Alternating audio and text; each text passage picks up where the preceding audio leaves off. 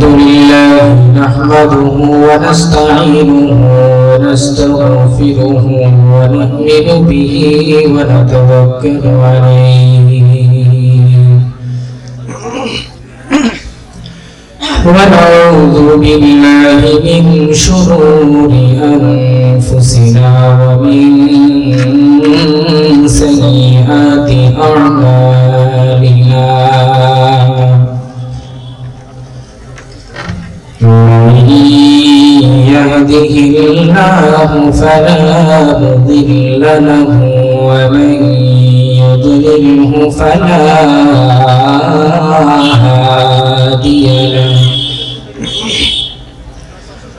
وأشهد أن لا إله إلا الله وحده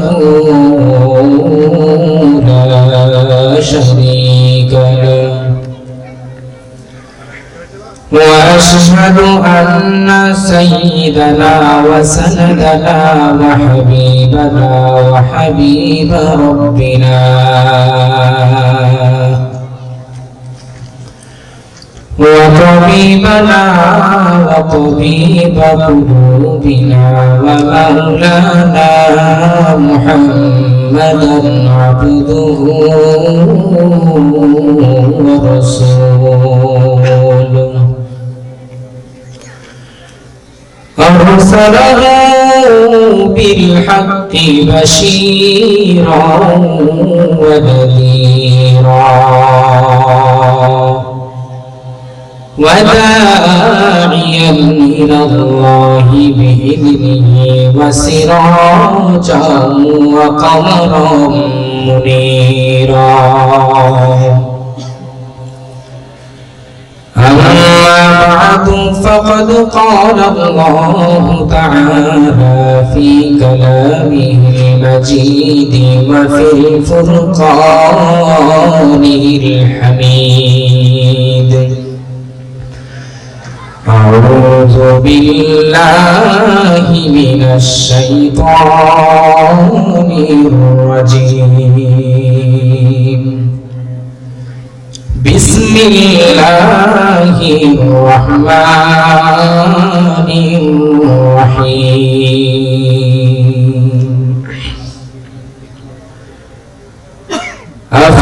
أفحسبتم أنما خلقناكم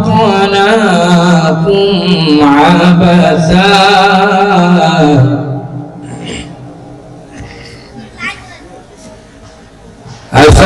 أفحسبتم أنما خلقناكم عبثا وأنكم إلينا لا ترجعون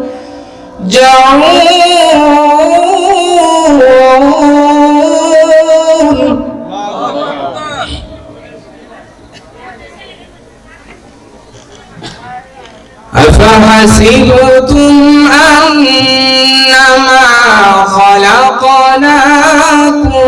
عبثا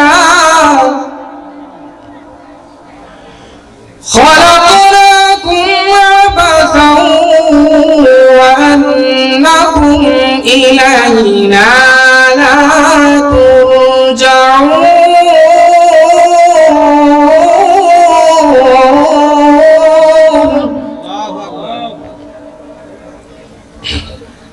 فتعالى الله الملك الحق لا إله إلا هو رب العرش الكريم وقال النبي صلى الله عليه وسلم المرء مع من أحب أو كما قال النبي عليه الصلاة والسلام صدق الله المولانا العظيم وصدق رسوله النبي الكريم ونحن على ذلك من الشاهدين والشاكرين والذاكرين والحمد لله رب العالمين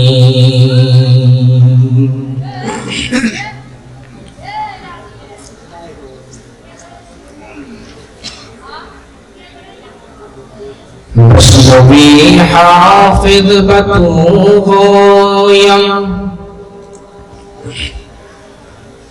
مصطفی حافظ بتوغویم که گلتازان میماند اگر ماند شب ماند شب دیگر نمیماند گنزل شد جدا گشتا تو رو تازه نمیماند اگر ماند شب ماند شب دیگر نمیماند ہمیشہ عزت مہمان پر خانہ نمیماند اگر ماند شب ماند شب دیگر نمیماند আমি কোরআনের সুর মাঝে শুনেছি যে না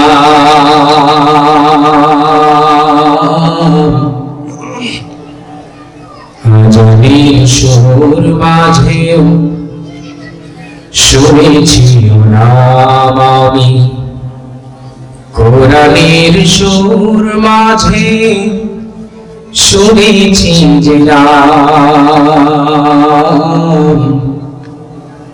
আজানের সুর মাঝে শুনেছি নাম ও নাম শুনেছি আমি আমার হৃদয় হে রাসূল নবীজি তোমায়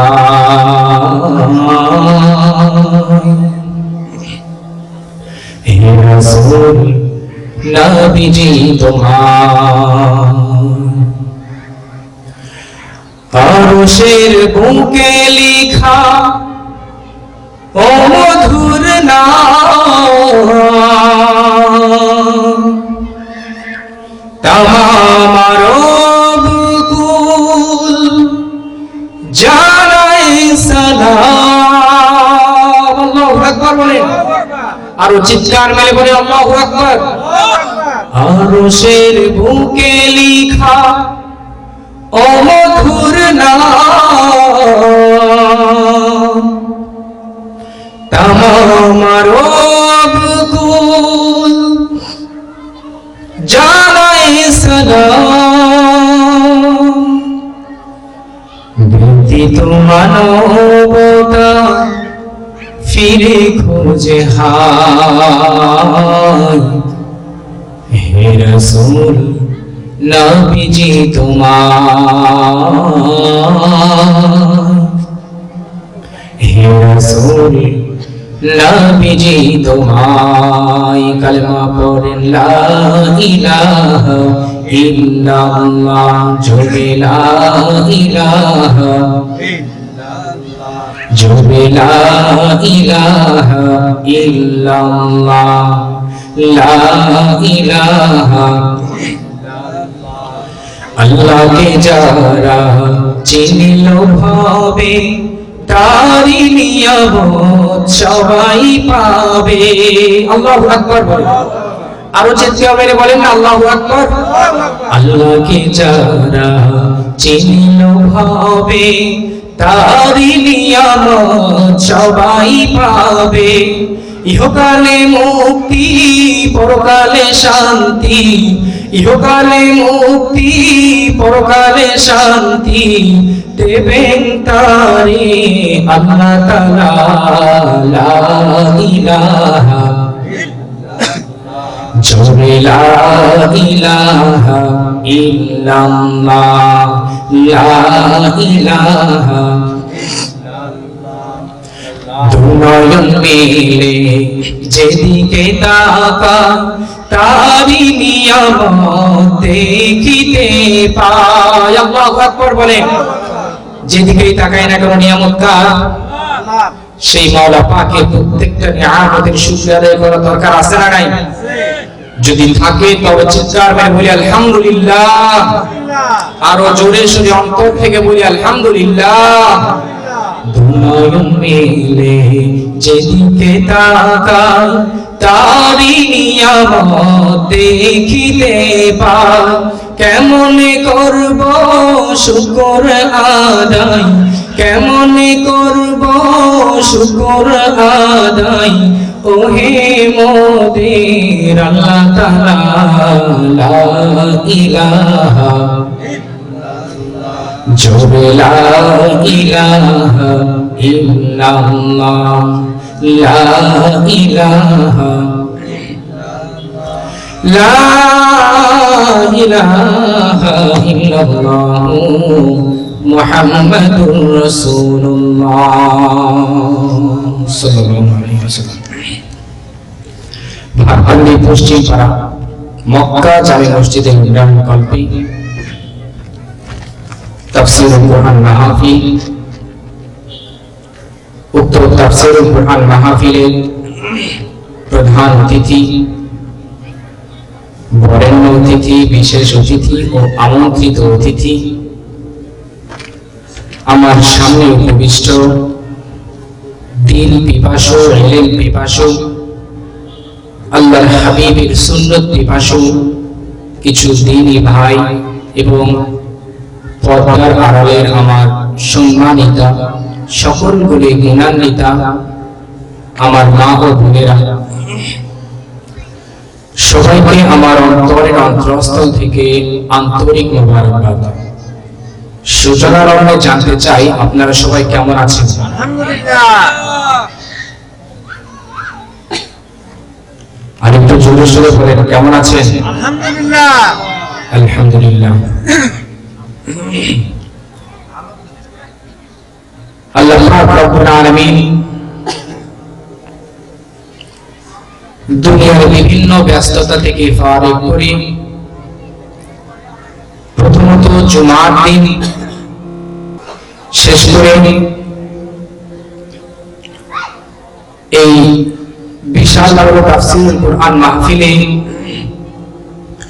আমাকে আপনাকে এই মহল্লা থেকে শত শত মানুষের মধ্য থেকে বাছাই করে আমাকে আপনাকে এই মজলিসে কবুল করেছেন। এই জন্য সেই মাওলা পাকের দরবারে সবাই আরেকবার জোরে সোরে শুকরিয়া আদায় করছি, বলছি আলহামদুলিল্লাহ। আমি আপনি হয়তো জানি না যে মজমাতে আমরা বসে আছি এই মজমাটার দাম কত, জানি না বিধায় এত মেহনত, এত মুশাক্কাত, এত কষ্ট করে কিছু মানুষের অক্লান্ত পরিশ্রমে এত বড় একটা আয়োজন কেন? যে উলামায়ে কেরামরা আসবে, তারা কোরআন হাদিস থেকে কথা বলবে, অত্র এলাকার মানুষের অন্তরের খোরাক তৈরি হবে, এগুলোই তো মূল উদ্দেশ্য, তাই না? যদি এটাই হয়ে থাকে, উদ্দেশ্য যদি এটাই হয়ে থাকে আমাদের, তবে মানুষ কেন এখনো বাইরে, প্যান্ডেলে কেন এখনো লোক নাই? তাদের উদ্দেশ্য কি এটা ছিল যে এত টাকা খরচ করে একটা অনুষ্ঠান করার পরে দাওয়াত দেওয়ার পরে খাওয়া দাওয়া করে বাসায় চলে যাবে? উদ্দেশ্য কি এটা? উদ্দেশ্য যদি এটা হয়ে থাকে, আল্লাহ পাক রব্বুল আলামিন বলেন খাসিরাত দুনিয়া ওয়াল আখিরাহ, তোমরা আমার দ্বীনের পথে ডেকে মানুষদেরকে দ্বীনের বসা বানা, তাদেরকে মেলা মহল্লাতে গ্রামে ঘোরার জন্য কি এখানে দাওয়াত দেওয়া হয়েছে? তাহলে আমরা কেন এখন আসতেছি না এখানে? এই মর্যাদার দাম আমরা জানি না বিধায় এই জন্য। এটা দাম কত যারা এসেছেন শুধু তারা শুনে রাখেন এই মর্যাদার দাম কত। নবী করিম সাল্লাল্লাহু আলাইহি ওয়াসাল্লাম বলেন ওয়া নাযালাত আলাইহিমুস সাকিনাহ। নবী করিম সাল্লাল্লাহু আলাইহি ওয়াসাল্লাম বলেন সাহাবায়ে কেরাম রিজওয়ানুল্লাহি আজমাইনকে নবী করিম সাল্লাল্লাহু আলাইহি ওয়াসাল্লাম বলেন, এ সাহাবারা, তোমরা কি দুনিয়াতে জান্নাতের বাগান দেখতে চাও নাকি? বলে, ইয়া রাসূলুল্লাহ, আমরা তো জেনেছি জান্নাত হয় মৃত্যুবরণ করার পরে, তবে আগে কিভাবে জান্নাত পাবো? নবী করিম সাল্লাল্লাহু আলাইহি ওয়াসাল্লাম বলেন, আগেও জান্নাতে প্রবেশ করা যায়। বলে, কিভাবে ইয়া রাসূলুল্লাহ, এটা কিভাবে সম্ভব? আমরা তো জীবনে শুনি নাই। বলে, সাহাবা, তোমরা জেনে রাখো, তোমরা চলার পথে যখন দেখবা রাস্তার পাশে আশেপাশে সামিয়ানা টাঙানোর পরে, সামিয়ানা টাঙিয়ে কিছু মানুষ দ্বীনের কথা শুনে এবং উলামায়ে কেরাম হক কথা বলে, কোরআন হাদিসের তাকরীর করে। যদি যাও রাস্তার পথে চলতে চলতে যদি কখনো দেখো এই রকম একটা মজমা তৈরি হয়ে গেছে, তবে তুমি জেনে রাখো ওইটাই হচ্ছে জান্নাতের বাগান। বলেন সুবহানাল্লাহ। তাহলে আমি আপনি কি ভুল জায়গায় এসেছি নাকি? তাহলে যারা আসে নাই তারা জানার পরেও কেন আসে না? প্রত্যেকটা মাহফিলে এটাই উদ্দেশ্য করা হয় যে যাতে কিছু মানুষ এখান থেকে দ্বীনের কিছু কথা শুনতে পারে। এত দূর দূরান্ত থেকে এসেছে শুধু আপনাকে কথা শোনানোর জন্য, তবে আপনি কেন এখনো বাড়িতে? সময় গেলে কিন্তু ফিরে আসে না, এটা খেয়াল করবেন। এজন্য যারা এখন এদিক সেদিক ঘোরাফেরা করছি, মহতি এই জান্নাতের বাগানে দ্রুত চলে আসে। কোরআনে হাকিম থেকে একটি আয়াতে কারিমা ও লক্ষ কোটি হাদিস থেকে একটি হাদিস আপনাদের সামনে তিলাওয়াত করেছি। উক্ত আয়াত এবং হাদিসকে সামনে রেখে সংক্ষিপ্ত কিছু আলোচনা করব ইনশাআল্লাহ।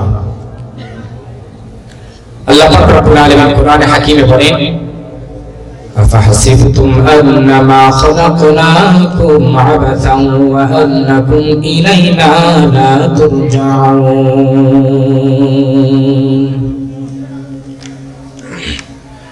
আল্লাহ পাক রব্বুল আলামিন বলেন, বান্দা,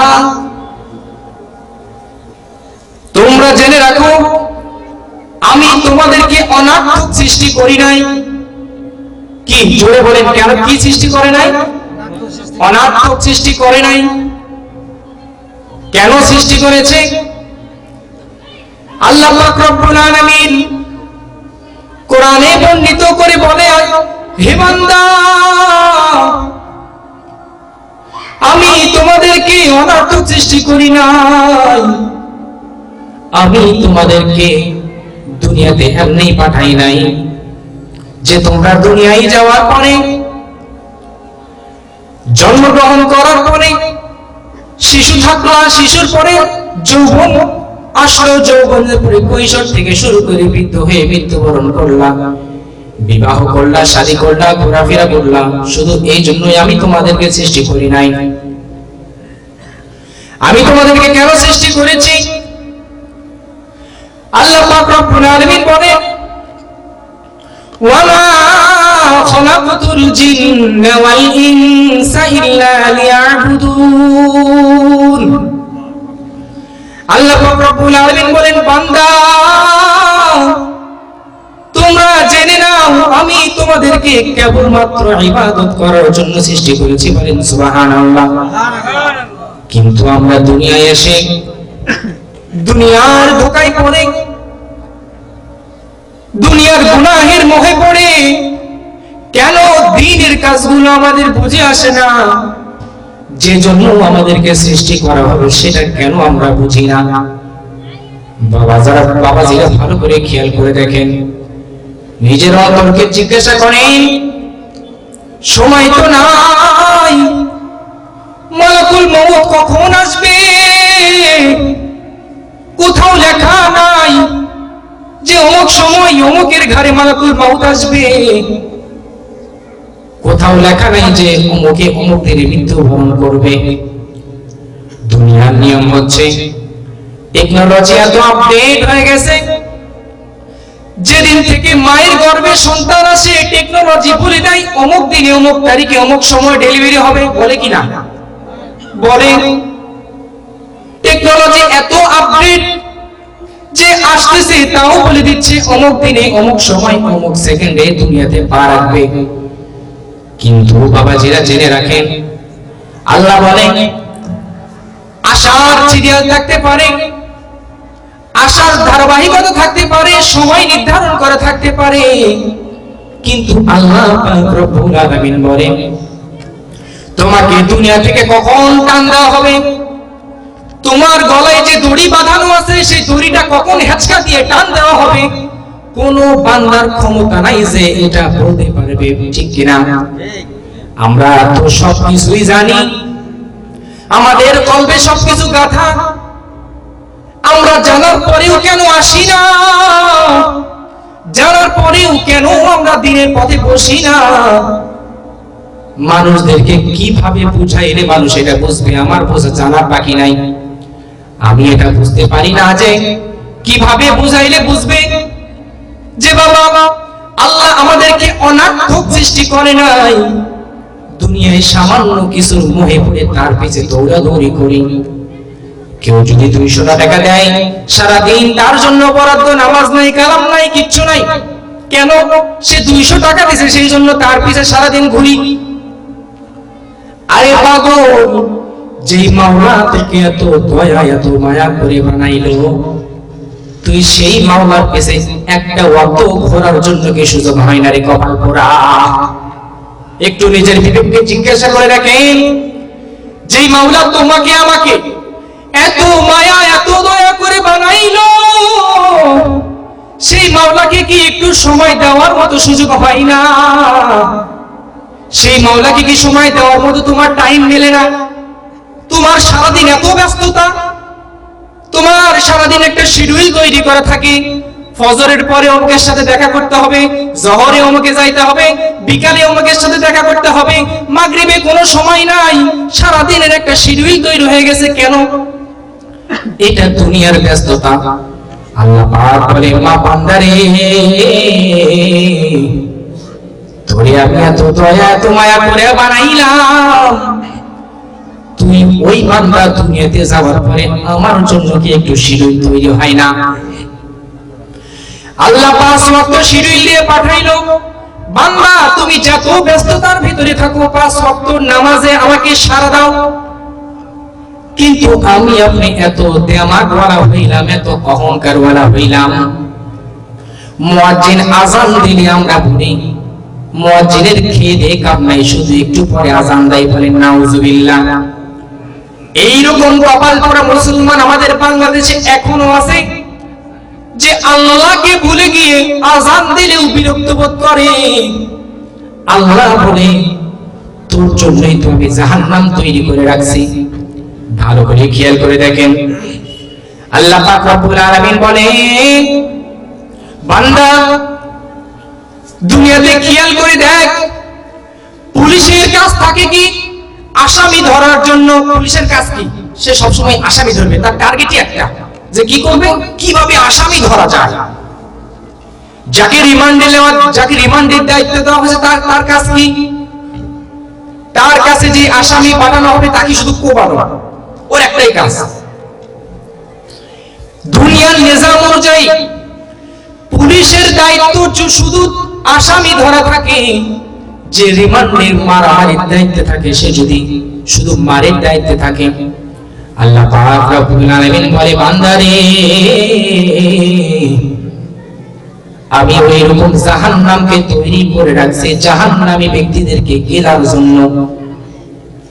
ভালো করে অন্তর নরম দিয়ে বোঝার চেষ্টা করেন, অন্তরটা একটু নরম করেন। আল্লাহ বলে একটা চুম্বক আরেকটা চুম্বককে যেভাবে টাচ করে ধরে ফেলে, মৃত্যুবরণ করার পরে আল্লাহ পাক রব্বুল আলামিন আপনাকে ওই জাহান্নাম আপনাকে চুম্বকের মতো টাচ করে টেনে নেবে। ভালো করে খেয়াল করে দেখেন, আমি আপনি জানি যে কখন মরবো এটাও জানি না, মৃত্যু নিশ্চিত সেটাও জানি। আমার আগে শামস ভাই ব্যাপারটা ভালো করে বোঝাই দিয়েছে আপনাকে। যে প্রত্যেকটা মানুষ এটা বিশ্বাস করে যে আমাকে মৃত্যুবরণ করতে হবে, আল্লাহকে বিশ্বাস করুক আর না করুক, ভাই ভাইয়ের সম্পর্ক বিশ্বাস করুক আর না করুক, কিন্তু এতটুকু জানে যে আমাকে কবরে ঢুকতে হবে, আমাকে মৃত্যুবরণ করতে হবে, অন্তত এটা ভালোভাবে জানে। কিন্তু এটা জানার পরেও আমি আপনি কেন এটা মানি না? আরে মৌত গড়গড়া যখন চলে আসবে তখন কিন্তু বুঝেও লাভ হবে না। তোর দিয়ে দিন দিয়ে ভালো করে বোঝার চেষ্টা করেন বাবারা, সময় গেলে সময় ফিরে আসে না। ছোট্ট একটা ঘটনা বলি। বাদশাহ হারুনুর রশিদের সময় একটা পাগল ছিল, তার নাম ছিল বাহলুল। কি নাম? বাহলুল। একটু আমার সাথে জোরে সোরে কথা বলেন, আপনারা তো লোক অনেক কম, যতটুকু লোক এসেছেন একটু জোরে সোরে কথা বলেন, আমি কথা বলে শান্তি পাবো। আপনারা যদি রেসপন্স না করেন আমার মুখ থেকে কথা কম বের হবে, সাহস পাবো না। এই জন্য আপনারা যখন যেটা বলতে বলবো একটু চিৎকার মেরে বলবেন। পারবেন না? ইনশাল্লাহ আওয়াজ দিতে হবে না। পারবেন না? ইনশাল্লাহ। একজন পাগলের ঘটনা বলি, এটা বলা জরুরি, বুঝে আসবে যে পাগলের কমন সেন্স কিরকম হতে পারে। আমি আপনি জেনে শুনে বোঝার পরও আমাদের চিন্তা চেতনা কেমন। আয়াতে কারিমা কি তেলাওয়াত করছি? আল্লাহ পাক আমাকে আপনাকে অনার্থক সৃষ্টি করে নাই, এটার থেকে কথা আসতেছে, কিন্তু বুঝেন ভালো করে। পাগলের নাম হচ্ছে বাহলুল।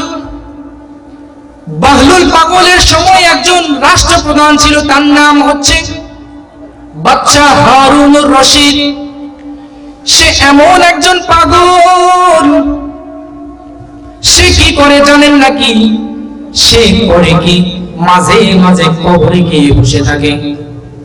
কিছু কিছু কবর এমন থাকে যেই কবর ধসে পড়ে গেছে, ওই বাহলুল পাগল গোরস্থানে গিয়ে সেই কবরের ভিতরে পা নামাই দিয়ে বসে থাকে। এলাকার মানুষ জিজ্ঞাসা করে, বাহলুল তুই বাড়ি ঘর ছেড়ে কবরের ভিতরে কেন বসে থাকিস? বলে এটা তোমার জানার দরকার নাই, আমি জানি। বলে কেন? তুই বলে আমার জানার ইচ্ছা। বলে আমি এই জন্য বসে থাকি, আমি এমন একটা পাড়া মহল্লাতে বসে আছি যে মহল্লার মানুষ কখনো একে অপরের বিরুদ্ধে কিবত করে না, তারা হইচই করে না, তারা চিল্লাপাল্লা করে না, তারা মিথ্যা কথা বলে না, তারা চুরি চামারি নাহাজানি করে না। আমি এমন একটা মহল্লার ভিতরে আছি, এমন একটা পাড়ার ভিতরে আছি যে পাড়ার মানুষগুলো খুবই শান্ত। তাহলে ভালো করে খেয়াল করে দেখেন, সে কি পাগল নাকি? সে কোন পাগল? সে দিদার ইলাহির পাগল, সাধারণ পাগল নয়। আরে পাগল তো আমি আপনি, যদিও সবকিছু বুঝি, কিন্তু মূলত পাগল হচ্ছে আমি আপনি। কেন?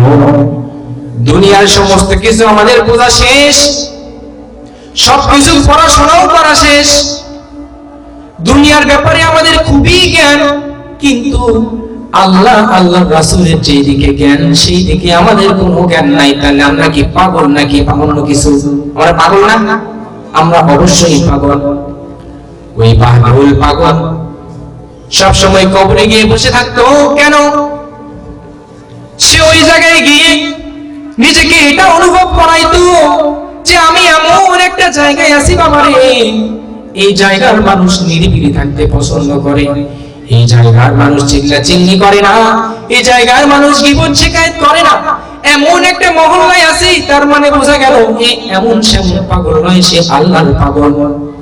আর এই দুনিয়াতে চলার পথে আল্লাহ পাক রব্বুল আলামিন বলে, হে বান্দা তোর যদি লিবাস খারাপ থাকে, তোর যদি চামড়াটা ধবধবা মূলার মতো সাদাও না থাকে, তোর যদি চামড়াটা কুচ্ছিত কালো হয়, তোর চেহারাটা দেখতেও যদি খারাপ হয়, কিন্তু তোর ওই কলবের ভিতরে যদি আমি মাওলা থাকি, তুই ওই বান্দার জন্য আর কিছুই দরকার নাই। বলেন সুবহানাল্লাহ।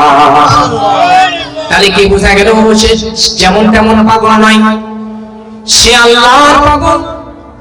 দুনিয়াতে চলার পথে আপনার লেবাস ঠিক না থাকতেও পারে, দুনিয়াতে চলার পথে আপনার শরীরের পোশাক না ঠিক থাকতে পারে, কিন্তু আপনার কলবের সম্পর্ক যদি আমার মাওলার সাথে হয়ে যায়, আমার মাওলা বলে তুই বান্দার জন্য, তুই বান্দা, আমি মাওলা তোর জন্যই যথেষ্ট। বলেন সুবহানাল্লাহ। ওই বাহলুল পাগল করছে কি, বাদশা হারুনুর রশিদ বিশাল বড় একজন ক্ষমতাশীল বাদশা, বাদশার রাজপ্রাসাদের ভিতরে কাউকে ঢুকতে দেয় না, কিন্তু তার ওজিরদেরকে বলে রাখছে, তোমরা জেনে রাখো এই বাহলুল পাগল যখন আসবে তোমরা এই পাগলকে কখনো বাধা প্রদান করবে না, তোমরা গেটটা সাথে সাথে খুলে দিবা, বাহলুল যাতে সাথে সাথে আমার কাছে চলে আসে। সে আমার রাজপ্রাসাদে আসলে কখনো জিজ্ঞাসা করবা না বাহলুল তুই কেন আসছিস, সেটা জিজ্ঞাসা করবা না, কেননা বাহলুলকে আমার অনেক ভালো লাগে, বাহলুলকে আমি অনেক পছন্দ করি, এই জন্য বাহলুল যখন আসবে তখন তোমরা তাকে কোনোভাবে বাধা প্রদান করবে না। বাহলুল পাগল হঠাৎ করে একদিন রাজপ্রাসাদে ঢুকে গেছে। ঢুকে যাওয়ার পরে বাহলুল পাগল ডাইরেক্ট বাদশা হারুনুর রশিদের কাছে চলে গেছে। বাদশা হারুনুর রশিদ অনেক কিছু জানার আছে, শুনে শেষ করি, বুঝতে পারবেন। আল্লাহ পাক রব্বুল আলামিন বলে, আমি তোমাদেরকে অনার্থক সৃষ্টি করি নাই, এমনি এমনি আমি তোমাদেরকে বানাই নাই। দুনিয়াতে গেলাম, বললাম, বিবাহ শাদী করলাম, ঘোরাফেরা করলাম, আসলে এই জন্য আমি তোমাদেরকে বানাই নাই। কেন বানাইছি? ইবাদত করার জন্য। জিন এবং ইনসানকে আল্লাহ পাক রব্বুল আলামিন কেবলমাত্র তারই ইবাদত করার জন্য বানাইছে। এখান থেকে কথা আসতেছে, ঢুকে গেছে বাহলুলের ভিতরে। বাহলুল এমন একজন পাগল, যে পাগলের অন্তরের সম্পর্ক শুধু মাওলার সাথে, দুনিয়ার কোনো মানুষের সাথে নয়। দুনিয়ার মানুষ যদিও বা তাকে পাগল বলে, কিন্তু আল্লাহর খাতায় সে পাগল হিসাবে লিখিত নয়, সে আল্লাহর খাতায় একজন আল্লাহর ওলি হিসাবে লিখিত। বলেন সুবহানাল্লাহ।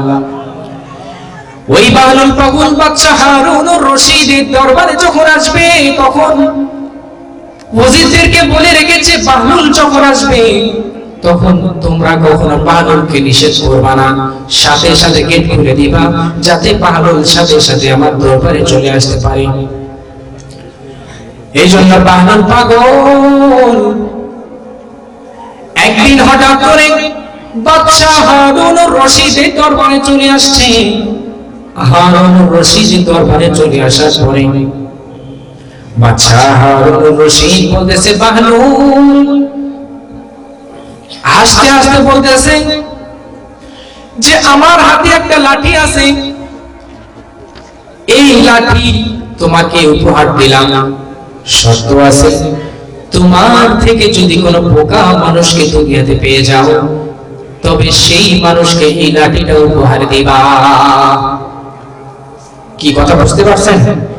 বাহলুলকে বলতেছে, বাহলুল আমার এই লাঠি তোমাকে উপহার দিলাম, তুমি এই লাঠিটা ওই মানুষকে উপহার দিবা যদি কোনোদিন দুনিয়াতে চলার পথে তোমার থেকে বোকা মানুষকে পাও। বাহলুল শুনে বড় মন খারাপ হয়ে গেল। বাহলুলের অন্তরে আঘাত লাগলো যে এত বড় বাদশা, সে আমাকেও পাগল মনে করে।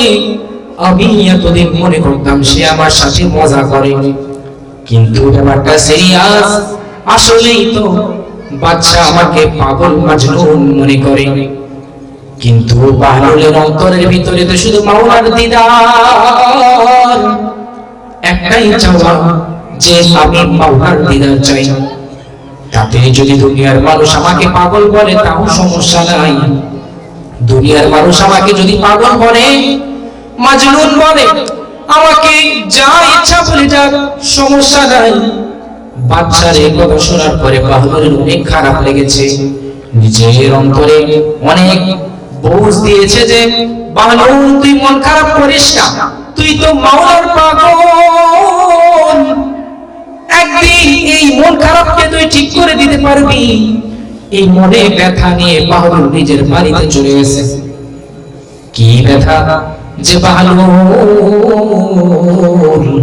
এই পাগলকে বলেছে, তোমার থেকে যদি কোনো বোকা মানুষকে পাও তবে সেই লাঠিটা উপহার দিও।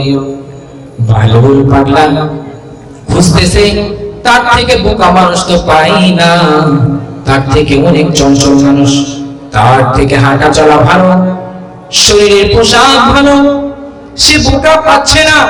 খুঁজতেছে খুঁজতেছে খুঁজতেছে খুঁজতেছে, হঠাৎ করে একদিন বাদশা হারুন রশিদের দরবারে আসছে। অনেকদিন পরে, প্রায় 20-30 বছর পরে আবার বাদশা হারুন রশিদের দরবারে লাঠি নিয়ে আসছে। কেননা যেই দিন ওই বাহলুলকে লাঠি দিয়েছে সেই দিন থেকেই বাহলুল খুঁজতেছে, আমার থেকে পাগল কোথায় পাই কোথায় পাই কোথায় পাই, প্রতিদিন খুঁজে প্রতিদিন খুঁজতে থাকে, কিন্তু কোথাও পাই না, কোথাও খুঁজে পাই না। ওই লাঠি বাহলুল নিয়ে ঘুরে ঘুরে নিয়ে ঘুরে, কিন্তু বোকা মানুষ খুঁজে পায় না। হঠাৎ করে একদিন বাদশা হারুন রশিদের দরবারে চলে আসছে। আসার পরে বাদশা অনেক ব্যস্ত, বলতেছে বাহলুল তুমি ওই লাঠিটা এখনো নিয়ে ঘুরতেছো, তোমার থেকে বোকা পাও নাই জানি, পাও না। বাহলুলের আরো মন খারাপ হয়ে গেল যে 20-30 বছর পরে দেখা করার জন্য আসলাম, আবার আমাকে আঘাত দিল। বাদশা হারুন রশিদ এই কথা বলার পরে বাহলুল দেখে বাদশা অনেক ব্যস্ত। বাদশাকে বলে, বাদশা আপনি এত ব্যস্ত কেন? বলে, বাহলুল তোমার জেনে লাভ নাই, বলে বলেন শোনার দরকার আছে। বলে, আমি কিছুদিনের সফরের জন্য এখান থেকে অনেক দূরে চলে যাচ্ছি। বলে, আরে পাগল তুমি জানো নাকি আমি যেখানে যাচ্ছি সেখানে আগে থেকে শত শত সৈন্য, ওই জায়গায় কোন সাপ পোকা মাকড় আছে নাকি সেটা দেখার জন্য, যে ওই জায়গায় বাদশা আসতেছে যাতে করে বাদশা নিরাপদের সাথে থাকতে পারে, সেই জায়গায় বাদশা যাতে কোনো কষ্ট না হয়, ওই জন্য আগে 100টা উজিরদেরকে পাঠিয়ে দিয়েছে ওই জায়গা পরিচালনা করার জন্য, যে জায়গায় বাদশা থাকবে বাদশার যাতে কোনো কষ্ট না হয় সেই জন্য। বাদশা হারুন রশিদের কথা বলার পরে বাহলুল শুনলো, শোনার পরে বলতেছে, আপনি যেখানে যাচ্ছেন সেখানে ওই রকম অবস্থা? বলে, হ্যাঁ। বলে, বাহ আশ্চর্য কথা। বলে, আরো শুনবা নাকি? বলে, কি? বলে, আমার সাথে যাচ্ছে আরো শত শত উজির, আমার খেদমতে যাচ্ছে, রাস্তার ভিতরে যদি কোনো বিপদ হয় তারা আমাকে প্রোটেক্ট করবে, তারা আমাকে দেখে রাখবে, আমার কোনো বিপদ হতে দিবে না, আমার কখনো গায়ে একটা আঁচড়ও লাগতে দিবে না, আমার যাতে কোনো কষ্ট না হয় সেটাই এরা চায়। বাদশা হারুন রশিদ এই কথা বলার সাথে সাথে বাহলুল শোনার পরে মুচকি মুচকি হাসতেছে। বাদশা বলে, আরে পাগল তুমি কেন হাসতেছো? আমি তো তোমাকে হাসার মতো কোনো কথা বলি নাই।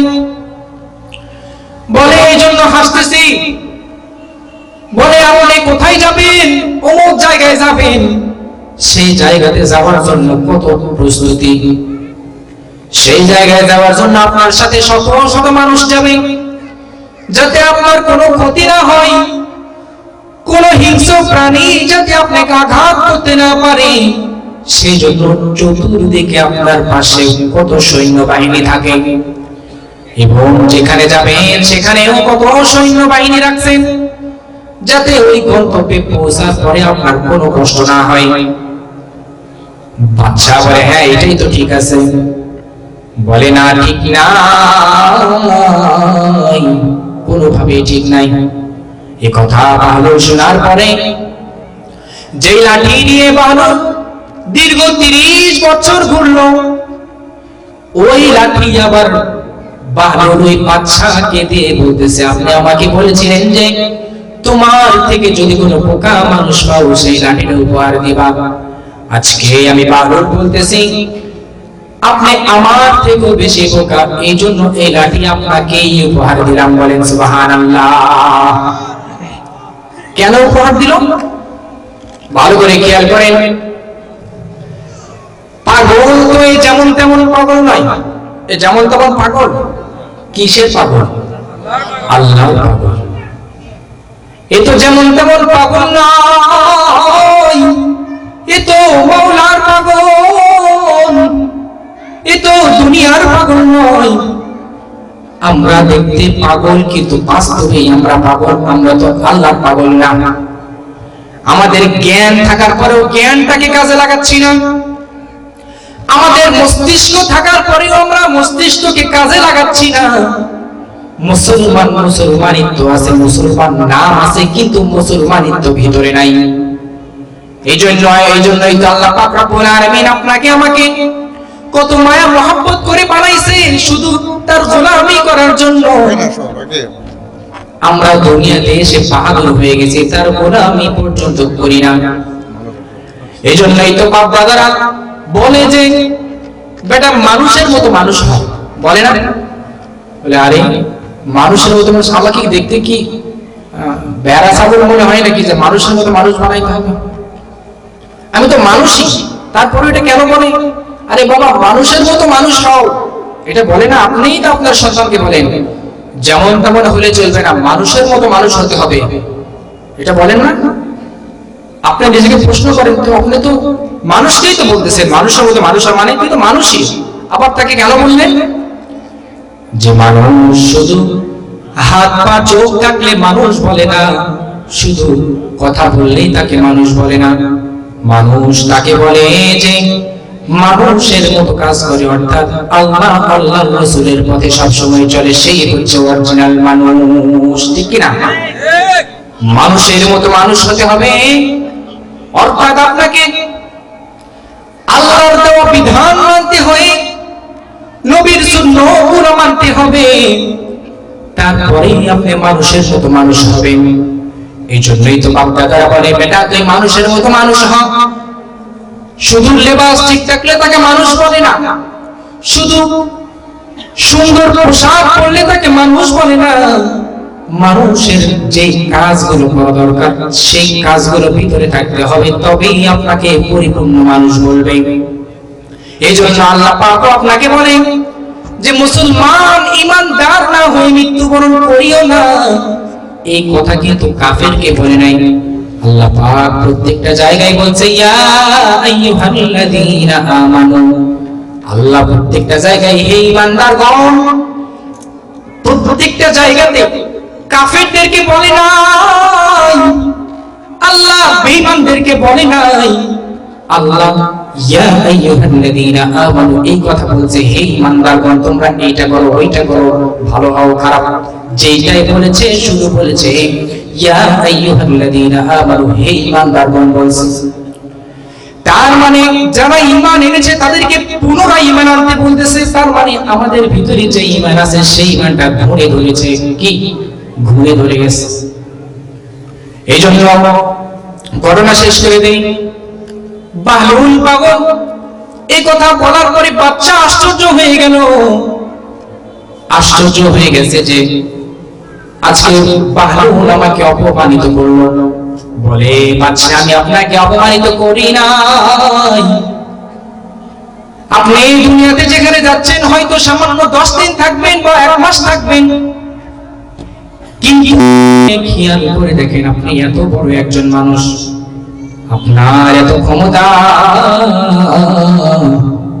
আপনার এত দাপট, আপনি যেখানে যাচ্ছেন সেখানে কত প্রস্তুতি, কত আঞ্জাম, কত ব্যবস্থা, কত কি, কিন্তু যেই দিন আপনার কাছে মালাকুল মউত চলে আসবে সেই দিন আপনার সাথে কয়জন যাবে বলেন ঠিক কি না? এই তো যেমন তেমন পাগল নয় রে বাবা, এই তো আল্লাহর পাগল। সে বুঝে ফেলেছে বাদশা যে জায়গায় যাচ্ছে সেই জায়গার ব্যবস্থা যদি এত কড়া হয়ে থাকে আমি তো মাওলার দরবারে যাব, সেই মাওলার দরবারে যাওয়ার আগে কি রকম ব্যবস্থা নেওয়া লাগতে পারে, ঠিক কি না? কি রকম প্রস্তুতি দরকার? এই প্রস্তুতি গ্রহণ করার জন্যই এই রকম তাফসীরুল কোরআন মাহফিল, এই প্রস্তুতি গ্রহণ করার জন্যই এত কথা বলা। কি কথা? আগেই তো বলছি, আল্লাহ আমাকে আপনাকে অনার্থক সৃষ্টি করে নাই, কেবলমাত্র শুধুমাত্র তারই গোলামি করার জন্য, তারই ইবাদত করার জন্যই বানাইছে, তাই না? কিন্তু আমরা মানুষ দুনিয়াতে এসে ওই আল্লাহর কথা মানি না। যেখানে গুনাহ সেখানেই আমরা উপস্থিত, যেখানে গুনাহগার ব্যক্তি সেখানেই আমরা উপস্থিত, যেখানে মিথ্যা কথা সেখানেই বান্দা হাজির, যেখানে অন্যায় সেখানেই বান্দা হাজির। বান্দা, আল্লাহ পাক তোকে এত দিমাগ দিল, এত বড় মস্তিষ্ক দিল, তোর এতটুকু বোঝার ক্ষমতা থাকলো না, তোর এতটুকু বোঝার ব্রেন হইল না যে আল্লাহ পাক তোকে সর্বদাই সর্বহালতে নজরের ভিতরে রেখেছি। ভালো করে খেয়াল করে দেখেন, আপনি যদি 500 টাকা দিয়ে সারা দিনের জন্য কোনো কামলা নেন, ওই মালিক করে কি সারাদিন তার খবর রাখে যে কি করতেছে, কাজের ভিতরে ফাঁকি দিচ্ছে নাকি, এই তুমি কাজটা এমন করলা, বলে না? কেন? আপনি তাকে 500 টাকা সারা দিনের একটা কন্টাকে নিয়ে নিছেন যে সারাদিন তুই আমারই কাজ করবি, ফাঁকি দিবি না। আরে বান্দা যদি অপর বান্দার কাছে এরকম করতে পারে, আমার আপনার মায়ার আল্লাহ, দয়ার আল্লাহ এত মায়া এত দয়া করে বানাইলো,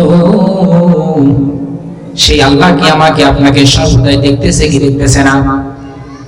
দেখতেছে, কিন্তু আমি আপনি মানতেছি না, আমি আপনি বুঝানোর চেষ্টা করতেছি না, বুঝে এক কান দিয়ে শুনি আরেক কান দিয়ে বের করে দেই।